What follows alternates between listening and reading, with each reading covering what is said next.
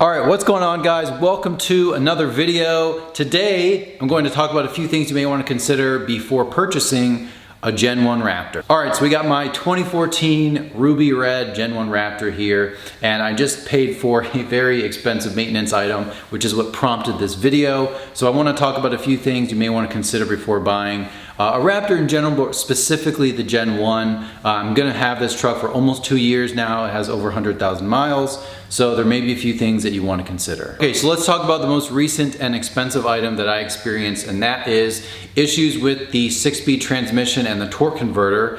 The 6-speed that they use in this truck is one of the flaws and most expensive things that can go wrong. The solenoid and torque converter that regulates the gears and the shifting and all that stuff is known to fail, or the solenoid sticks and the torque converter eats itself or whatever. To install a rebuilt transmission, which comes with everything, you can do a brand new unit, but the rebuilds are just fine and they're a little bit cheaper. So that is what I ended up doing, which is insanely expensive.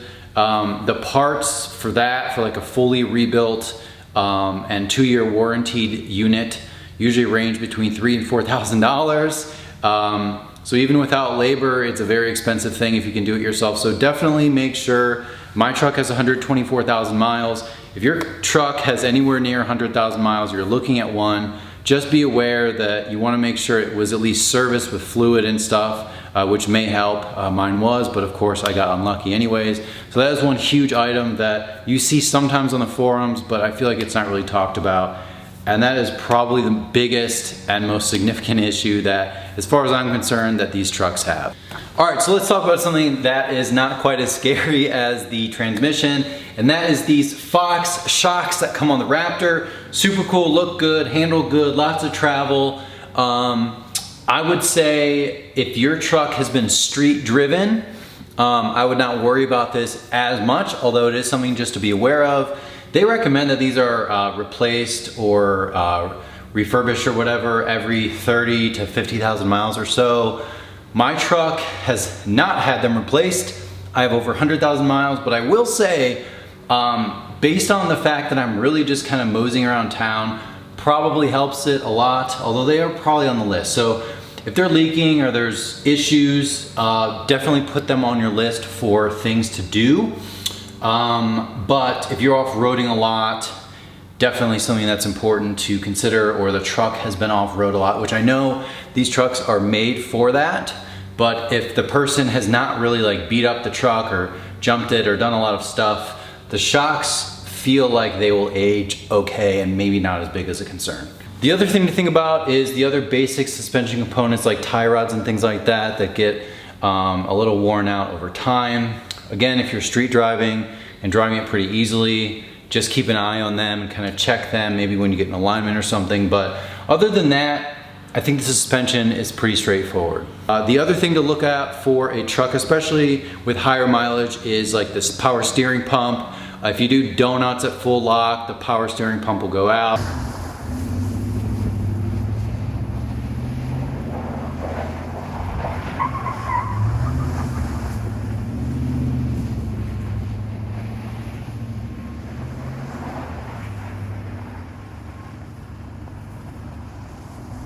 It's a heavy truck, it has big tires, and the power steering pump is probably a little on the weaker side for the size of the truck and things like that. So just pay attention to that. All right, so making our way to the front of the truck, one of the things to look for is rust, steel truck, steel body, all that stuff. So if you're in a northern climate, something to think about. Cab corner rust is very popular, or something that you want to be aware of. Again, take a look underneath. The truck's high off the ground, so get under there, look at it. But here, the cab corners all around, the frame, of course, check the frame. But I know the cab corners are notorious, like right here, or when you open the door. Ooh, there's a Tupperware in here. Like in here, this area as well. So check that for rust. And you know, mine is clean. It was a Florida truck. And I do drive it around in the wintertime, but I try to keep it in good shape.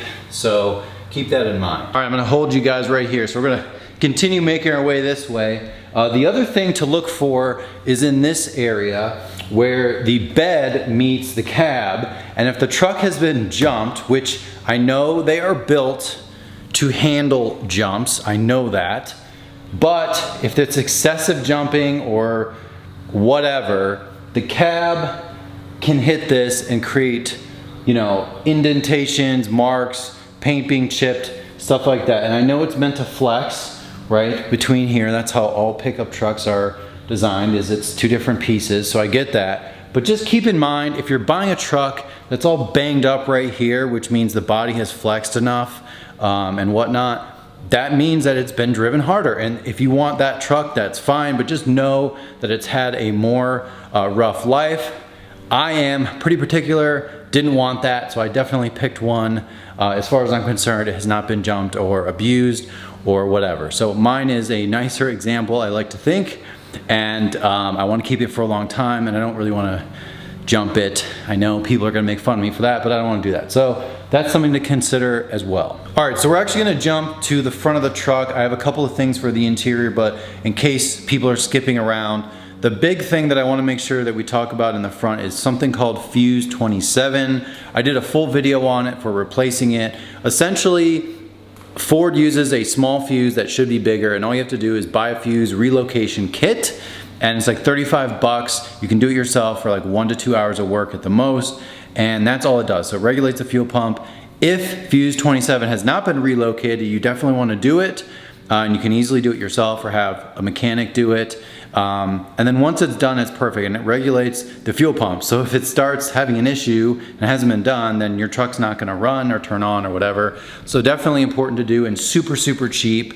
Definitely put that on your list of things. Like if you're buying a used Raptor, has Fuse 27 been done? Yes or no? If it hasn't, no big deal. I bought this with 100,000 and it had not been done, and it's fine. Sometimes it's luck if they fail, or bad luck if they don't work. So anyways, let's go to the inside.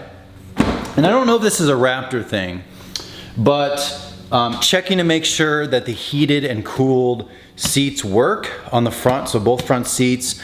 I think all of these have heating and cooling standard. I could be wrong on that, but it has heat and cool. Just when you test drive it, make sure that both work, because I know that the coils can stop working or whatever. So just go in there and just make sure that they work. Again, not a huge issue. The other thing, which I know is not Raptor specific, I don't have a sunroof. And the reason I don't is because Ford sunroofs are notorious for leaking or having a mechanical issue. So when I found this truck and it did not have a sunroof, it was actually a nice thing, because, you know, it's one less thing to worry about, and you know, it's extra weight or whatever. So if it had a sunroof, I probably still would have bought it, but it's really not the end of the world. It's just another thing just to keep your eye on, and I know fixing that is a huge pain in the butt. So again, that's more of a Ford thing, and it kind of feels like, Brandon, why'd you buy this Ford? There's all these issues with it. Well, there's like 6 things to look at when you're looking at these trucks, and that's pretty much it. Everything else is pretty straightforward. All right, so before I forget, the other thing, which is a larger maintenance item, is spark plugs. And the reason I mention that is that there's 16. There's 16 spark plugs instead of 8, and I did do them myself. It's a huge pain, and it took many hours, because I was doing it myself, and they're really hard to get to, of course. At least a bunch of them were. So see if the spark plug service has been done on this truck, because if it hasn't and you're paying someone, it's going to be more expensive than you think, because they have 16 to do instead of 8 or whatever. So anyways, that's an issue or maintenance item you want to be aware of. If you're buying 100,000 miles and they've been done, then great. Besides that, we've got regular maintenance things on any vehicle: brakes, tires, fluids. Obviously you want to make sure that the diff and the transmission fluid and any other fluid, coolant, stuff like that has been flushed or serviced over its lifetime, because obviously that, you know, filters, fluids, all that stuff. Every vehicle that you buy, especially at 100,000 miles, which I feel like most of these trucks now, if you're buying them 1 or 2 owner, they probably have close to 100,000 miles, unless you have a really minty example. All right, so the very last point I wanna make, and this really goes for any vehicle, whether it's like, you know, performance like my M3 or whatever, how has it been taken care of in its life? And again, you may not really know that if it's a 2 or 3 owner vehicle or something like that, or even more than that in some cases. But if the seller cares about it, and there appears to be a trend of things that have been done that only a person who would care about a vehicle that would do, then that's a really good sign, as opposed to it's beat up, it's dirty, you know, there's just a layer of film on the inside of just nastiness. Like if they're not gonna even clean the interior, which to me is pretty basic and easy, it doesn't really take a lot of skill, then why would they do stuff that's more difficult? Again, when you're buying any vehicle, that's something I look for. It's hard to find because not a lot of people, you know, care as much as I do, but if you can get most of the way there, then it's okay. And for me, you know, this is it's a truck. So I'm okay with it not being 100% perfect. I'm gonna be, you know, parking it outside, driving it around, driving it through bad weather, driving it through all kinds of, you know, I do take it off-road. I don't do crazy off-roading as I mentioned, but it does see, you know, gravel and dirt and stuff like that. So I'm fine with it getting used in that way. And I do use the bed a lot. So the bed liner has seen some wear and tear, which is fine, you know, that's the point of it. So anyways, just keep that in mind. But I would say this is a great truck.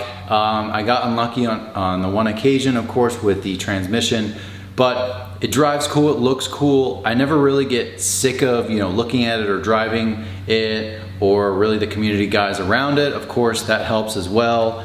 People to support one another and learn about it and keep it upright in the best way possible. So anyways, that is my little synopsis on the Gen 1 Raptor. I think even during like these times where things are priced like kind of on the, you know, higher than they've ever been, quite frankly, for used vehicles especially, and especially cool ones. Like this to me is a cool example of a truck. And you know, it's the V8 Raptor. It's the only V8 they've ever made, you know, unless they do a V8 in the Gen 3. So it's cool, and yeah, so look out for those things. Send me an email if you want to talk a little bit more. Again, I'm not an expert, but I've had a few things done to this truck, and I've done a few things myself as well. So anyways, thank you guys again for watching. I hope this was helpful. I know I promised an update on the truck, and there are still going to be a few things, including the exhaust, which is sitting over there, so I will get to that. And I want to do mid-perch mount as well, which of course is not very expensive because you just have to change the suspension settings. You don't have to buy anything for that. So that's cheap and free, quite frankly. And that's it. So update on the Raptor, a little painful, but still a cool truck, so it's gonna stay. And yeah, so thank you guys again for watching. See you next time.